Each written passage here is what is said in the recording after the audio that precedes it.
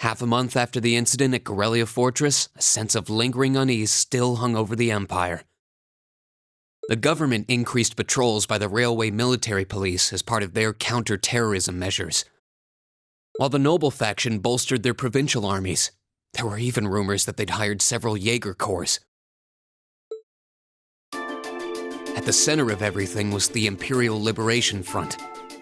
They had allied with a terrorist group from the Republic of Calvert to attack the trade conference in Crossbell. And as we'd seen firsthand, had attacked Corellia Fortress in an attempt to fire the 2 railway guns stationed there. They'd made it abundantly clear that they were no mere insurgents. These were dangerous people we were dealing with. And following their attempts to target Chancellor Osborne and the reformist faction, rumors started to spread of a possible connection between the Imperial Liberation Front and the noble faction itself. Meanwhile, new information was filtering in from Crossbell that surprised us all. During the conference, one of the representatives of Crossbell's state government made the daring declaration that Crossbell would soon declare its independence, breaking free from its neighbors Calvert and Erebonia. To no one's surprise, both the Imperial government and the noble faction dismissed it as nothing more than delusional raving. But one thing was clear: that declaration only served to increase the tension in Erebonia and across the continent.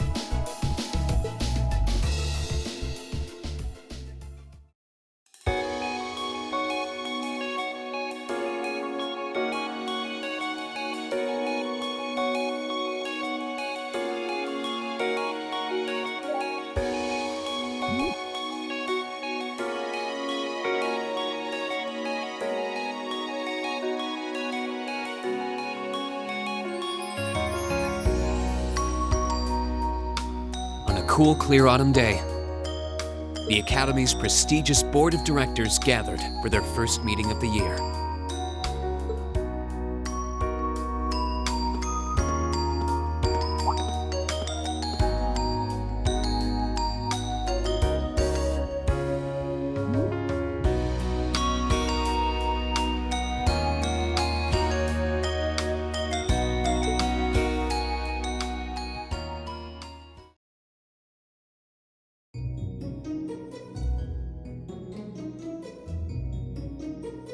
And that concludes my biannual report.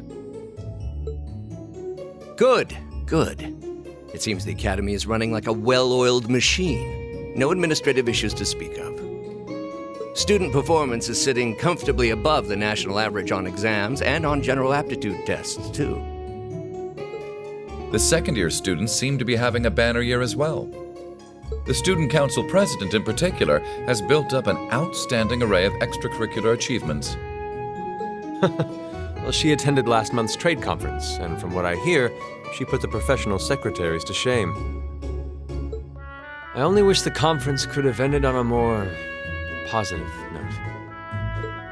I'll say, the share prices of my company have been on a real roller coaster ride ever since. Undoubtedly, what happened at the trade conference has wreaked havoc on the economy as a whole. But moving on.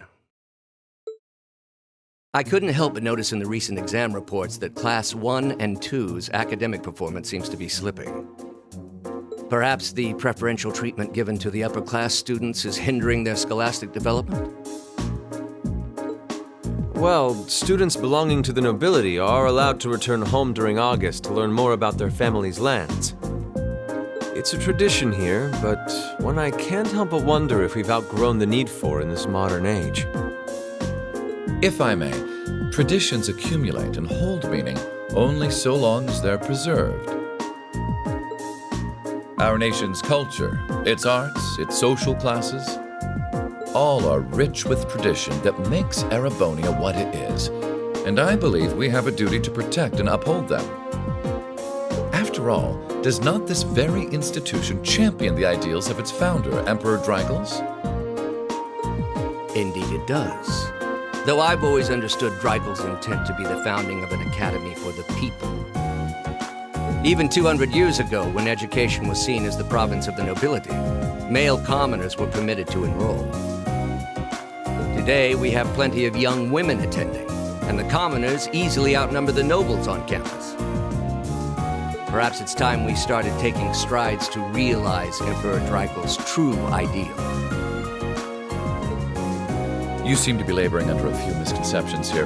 Commoners were permitted to attend, but only as retainers.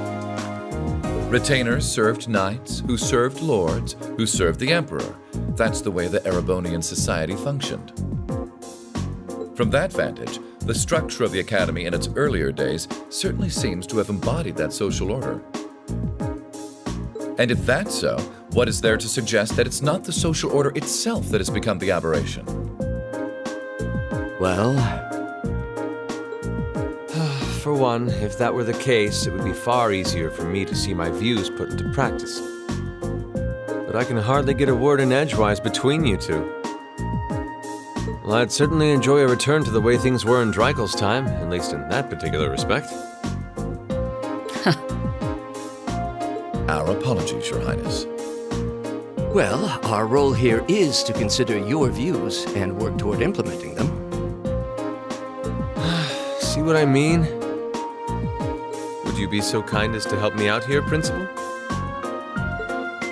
I'm here to moderate this board. It wouldn't do for me to express my position on the issues at hand. That said, I'm sure your passion for reform will triumph in the end, Your Highness. I suppose I should have known better than to look to my old teacher for sympathy. It warms my heart to see such a fine teacher-student relationship. Now, if I may, I'd like to steer this discussion toward a rather timely topic. We've already touched on the issues regarding the Orbal Net and the Orbal Staves, but I'd like to stress again that the adoption of new security measures for the Orbal Net should be a top priority. Well, I'm certainly inclined to agree. But we'll have to rely on the Foundation directly, as things are looking a little shaky with the IBC. You can leave that to me.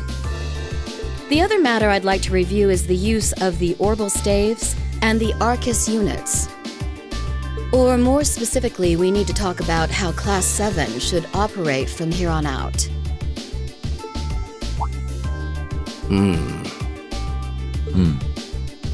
Setting aside the fact that my daughter is a member of Class 7, I think we need to reconsider how the class should be run, in light of what happened at Gorelia Fortress. While it certainly proved an excellent chance to see what the Arcus units are capable of, I have serious doubts about whether we should carry on with these field studies, given the current political climate. It would be difficult to do so, I admit. With the terrorists at large and the problems in Crossbell unresolved, these are uncertain times. At the very least, I believe it may be in the class's best interest to cancel this month's field study. We could always resume them once the terrorists have been arrested and the situation in Crossbell calms down.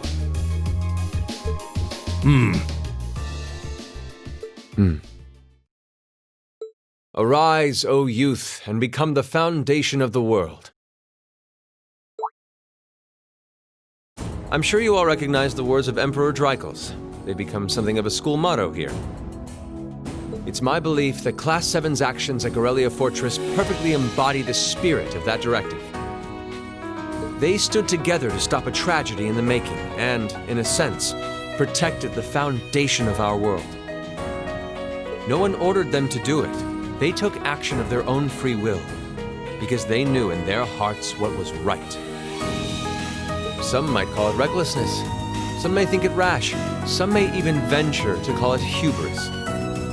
However, as chairman of this academy, I'm incredibly proud of what the brave young men and women of Class 7 achieved. Your Highness.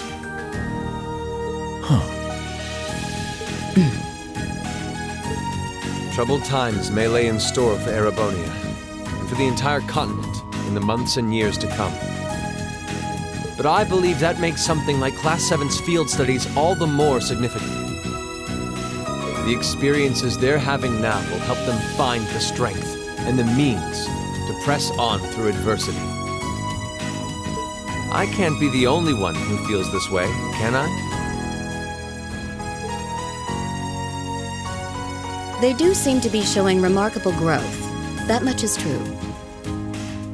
Although I have no idea how much my daughter is really capable of, immature as she is. I could say the same of my hot-head of a son. I do wonder about my brother sometimes. However, it does seem that enrolling at this academy has helped him start breaking out of his shell.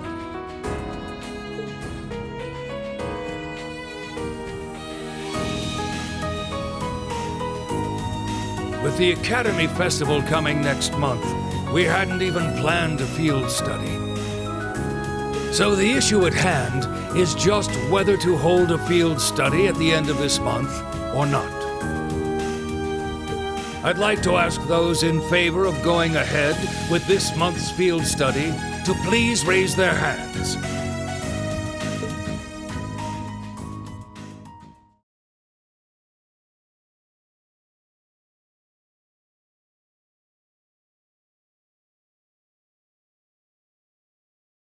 All right, I'd like to begin by taking everyone's ideas for our class's part in the school festival.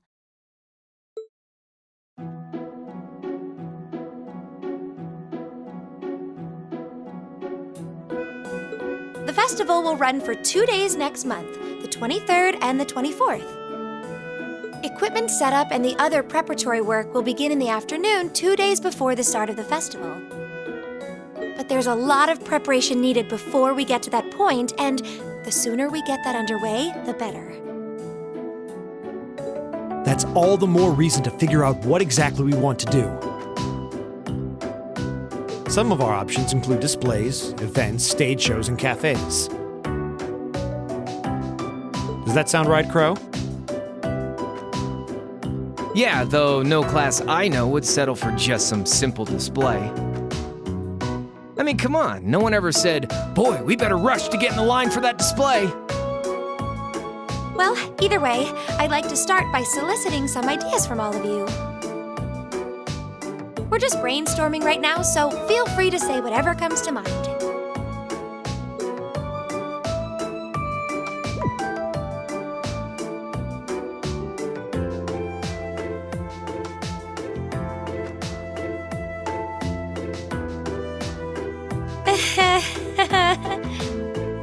Would it kill you all to give just a teensy bit of cooperation?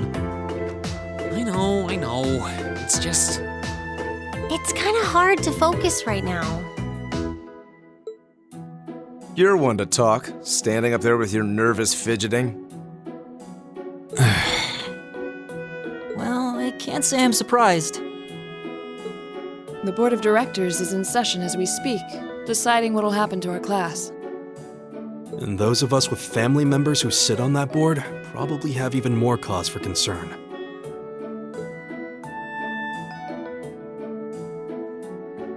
You can say that again. We can't even be sure whether there'll be a field study this month. That's about the long and short of it.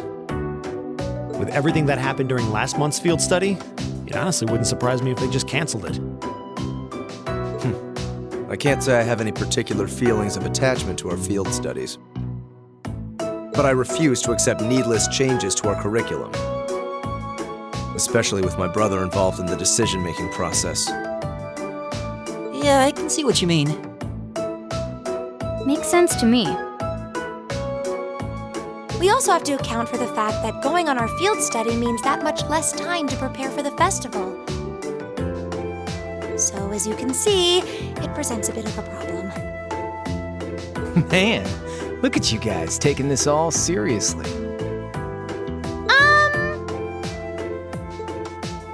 I probably should have asked a little earlier, but... What's this festival you guys keep talking about? Wait, seriously? Oh, I'm sorry. I should have gone over that for your benefit. Every year, the students here organize and put on a school-wide festival. There are stage events, food stalls, and all kinds of things to see and do. And it generally falls to each of the first-year classes to provide the main attractions. Yeah, participating is optional for the second years, since by this point they're usually focusing on their future careers. Oh, and each of the clubs generally get involved too. Huh, that sounds fun. In that case, we have to do something. We can't just let the other classes roll over us because we're small. You say that, but I've already had one of the girls from Class 1 bluster up to me declaring that this time victory will be all ours. What? It must have been Ferris. That sounds exactly like something she'd say. Well, Class 1 does seem to have had it in for us ever since the midterm results were announced. If it's all the same, I'd rather not see the House of High Arms claim yet another nominal victory. But we need to account for the fact that our class is markedly smaller than theirs is. That's certainly true. It'd help if we at least knew what the other classes are doing. It kind of seems like everyone's having trouble staying focused. Come on, everyone, get it together. Instructor Sarah? Isn't this a self-study period? Oh, it was. But I thought you all might like to know that the Board of Directors meeting just adjourned a few minutes ago. So I decided to skip along down here and be the first to break the news. Then? What about our next field study? Are we still on? The Chancellor's not the only one with a little too much iron in his blood. Because the board voted unanimously to have you continue your field studies. You mean it? So that's how it is. You know, even though they're always hard work, I actually feel a little relieved. Considering all that happened last month, we'll need to be especially careful this time around. Still, it feels like our field studies are a big part of who we are as a class. Yeah. They're kind of a pain, but oh well. We should be grateful to His Highness and the directors. That's good news. Seeing the hard road and the easy road, then picking the hard one anyway. That's youth for you. It also sounded like His Highness and the directors will be taking off in pretty short order. So I'll let you guys out of study hall early to go see them if you want. Oh. If you say so. I think I'll take you up on that.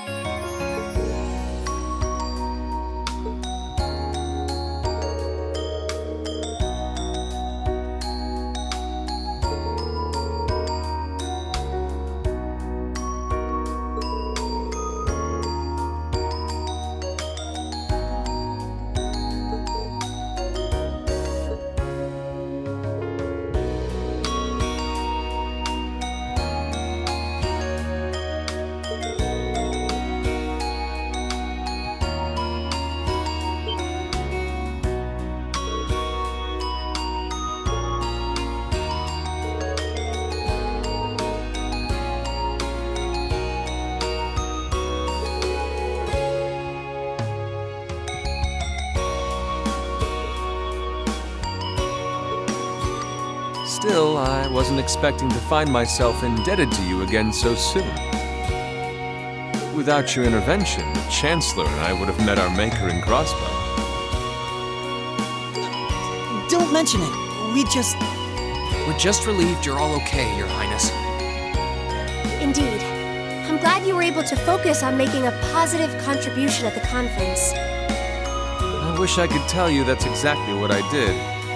I could scarcely find a place to chime in once the Chancellor and the Republic's President got going. Though the Mayor of Crossbell managed to dumbfound even them. I presume you're referring to his proposal for Crossbell's independence? Hard to believe it could actually happen. Well, as long as both Erebonia and Calvard refuse to accept it, the likelihood of it actually happening is incredibly low. Still, they're planning to hold a referendum on the issue to see if the population is in favor of it. So there'll be plenty more chances for disputes to break out over the issue. Well, neither of them want to lose all that sweet tax revenue from Crossbell. Half of it flows into the provinces too, so fat chance the noble faction's gonna take that line down.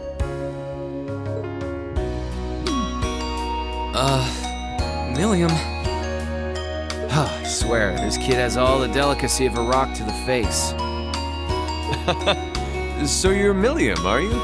Your name seems to have come up with increasing frequency lately. I was hoping for a chance to see the famous Eric Gedlam in action, though. Oh, sure thing. Come on, Lamb!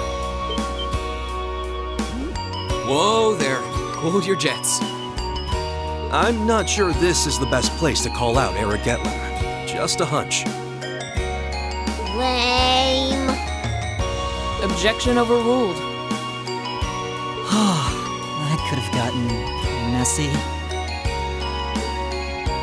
Honestly, it would save us all a lot of trouble if you could just refrain from saying whatever pops into your mind, too. Lame. Oh, who might you be?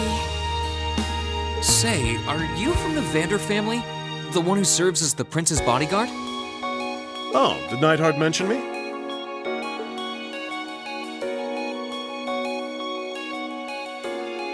I'm Mueller Vander of the 7th Armored Division. I was with the prince at the conference in Crossbell, so I'm in your debt as well. Glad to be able to thank you personally. The honor is ours, sir. It's an honor to meet a member of the esteemed Vander family. Ah, so you're the Radiant Blade Master's daughter. And you must be a practitioner of the 8 Leaves, 1 Blade style. I'm always happy to meet fellow students of the sword. Oh, and you must be the young man from Nord who my uncle wrote a reference for. Yes, that would be me. I owe a lot to Lieutenant General Vander. It sounds like he's in your debt as well, with everything that happened in Nord a few months ago. Well, you all seem like dependable young men and women. Perhaps the prince's idea had some merit to it after all. See? What did I tell you? And it's not just Class 7 either. The whole academy seems so full of life.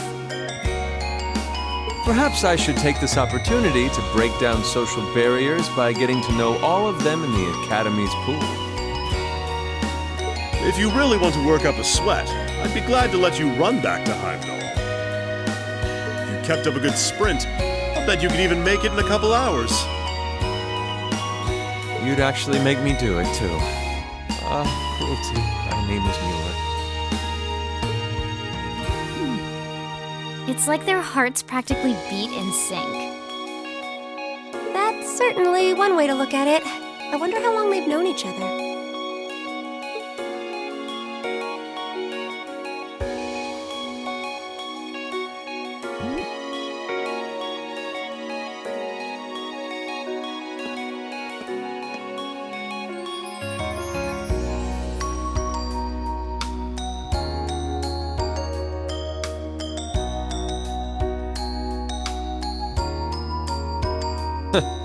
Well then, I bid you all a fond farewell.